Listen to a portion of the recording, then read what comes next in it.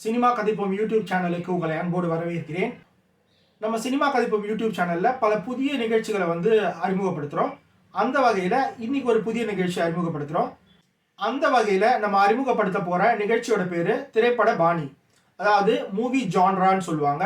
So ஒவ்வொரு படங்களும் ஏதோ ஒரு வகையை சேர்ந்ததாக தான் இருக்கும்.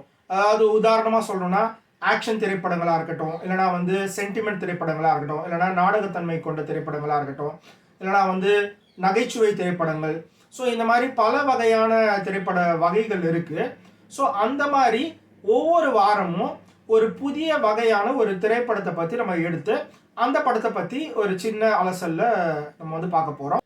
ஸோ இன்னைக்கு நம்ம நிகழ்ச்சியில் பார்க்கக்கூடிய ஜான்ராவோட வகை கம்மிங் ஆஃப் ஏஜ், அதாவது 10 பருவத்தில் இளைஞர்களுக்கு நடக்கக்கூடிய மாற்றங்களும் அதை ஒட்டி ஏற்படக்கூடிய சம்பவங்களையும் வச்சு அடிப்படையாக வச்சு வரக்கூடிய கதைகளை பற்றி தான்.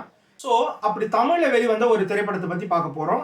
2002ஆம் ஆண்டு துள்ளுவத இளமை அப்படிங்கிற ஒரு திரைப்படம் வெளியாச்சு.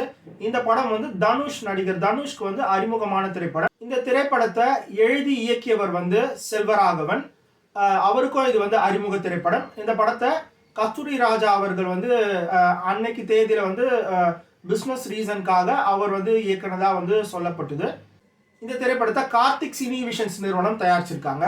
அதாவது இந்த படத்தோட கதைக்குள்ளே போகிறதுக்கு முன்னாடி இந்த ஜான்ரா பற்றி நம்ம பார்த்துருவோம். அதாவது கம்மிங் ஆஃப் ஏஜ் அப்படிங்கிறது, ஸோ ஒரு டீனேஜ் குரூப் பீப்புள் இருப்பாங்க இல்லையா, ஒரு அதாவது 13 to 19 அந்த ஏஜ் கேட்டகரியில் இருக்கக்கூடிய பசங்க, அவங்க சைக்காலஜிக்கலாக அவங்க சந்திக்கக்கூடிய மாற்றங்கள், அதே மாதிரி அவங்க பொதுவாக அந்த கதாபாத்திரங்கள் பார்த்திங்கன்னா ஒரு கல்லூரி அல்லது பள்ளியில் படிச்சுட்டு இருப்பாங்க. அதே மாதிரி அவங்க மெச்சூர் ஆகக்கூடிய ஒரு சூழல் ஏற்படும். அதே மாதிரி அவங்கள சுற்றி அவங்க வெளி உலகத்தை பற்றி இன்னும் தெளிவாக புரிஞ்சுப்பாங்க. அதன் மூலமாக அவங்க வாழ்க்கையில் அந்த கதையில் அவங்களுக்கு மாற்றங்கள் ஏற்படும். ஸோ இப்படி தான் இந்த ஜான்ரா திரைப்படங்களில் கதைகள் அமையும். ஸோ அதுதான் இந்த படத்துலேயும் நம்ம அழகாக பார்க்கலாம். ஸோ இந்த கதைக்குள்ளே நம்ம போவோம். ஸோ முதல்ல ஒரு ஸ்கூலில் பல்வேறு தரப்பினர் படிச்சுட்டு இருப்பாங்க. ஸோ ஒரு 6 ஃப்ரெண்ட்ஸை பற்றினதான் இந்த கதையாக இருக்கும். அதில் மகேஷ், பூஜா அப்படிங்கிற கதாபாத்திரங்கள்லாம் இருக்கும். மகேஷ்ன்ற கதாபாத்திரத்தில் தனுஷ் நடிச்சிருப்பாரு. பூஜான்ற கதாபாத்திரத்தில் ஷெரீன் நடிச்சிருப்பாங்க.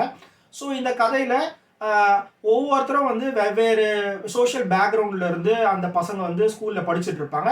அவங்களுக்கு அவங்களோட வீட்டில் பல்வேறு பிரச்சனைகள் இருக்கும் அவங்களுக்கு. ஸோ பேரண்ட்ஸ் அவங்கள சரியாக கவனிக்க மாட்டாங்க, இல்லை வெவ்வேறு விதமான பிரச்சனைகள் இருக்கும்.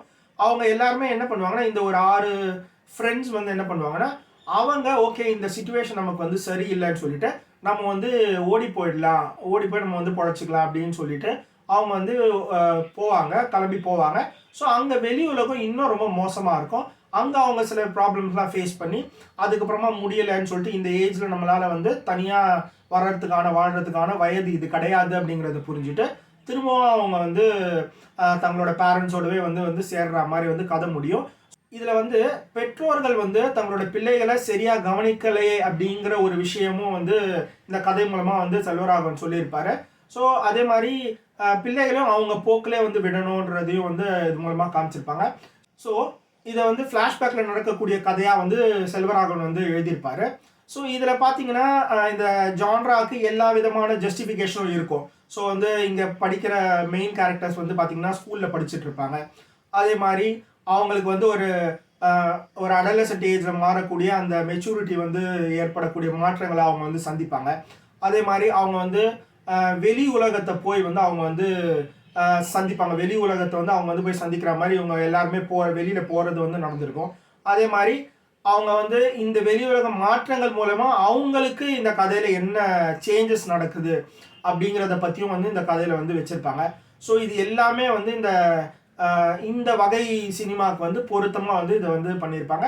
ஸோ அன்னைக்கு இது ஒரு சக்ஸஸ்ஃபுல்லான ஒரு திரைப்படமாக இருந்தது. ஸோ இந்த படத்தில் பார்த்தீங்கன்னா பாடல்கள்லாம் யுவன் சங்கர் ராஜா இசையில் மிகப்பெரிய ஹிட் ஆச்சு. ஸோ இதுதான் அன்பர்களே கம்மிங் ஆஃப் ஏஜ் திரைப்படத்துக்கான ஒரு எடுத்துக்காட்டு திரைப்படம்.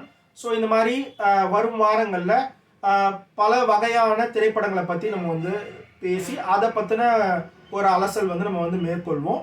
ஸோ உங்களுக்கு பிடிச்ச ஜான்ரா பற்றி கமெண்ட் பண்ணுங்கள். அதே மாதிரி கம்மிங் ஆஃப் ஏஜில் உங்களுக்கு பிடிச்ச திரைப்படங்கள் என்னங்கிறத பற்றியும் கமெண்ட்டில் போடுங்க. மீண்டும் ஒரு நிகழ்ச்சியில் சினிமா கதைப்போம். நன்றி.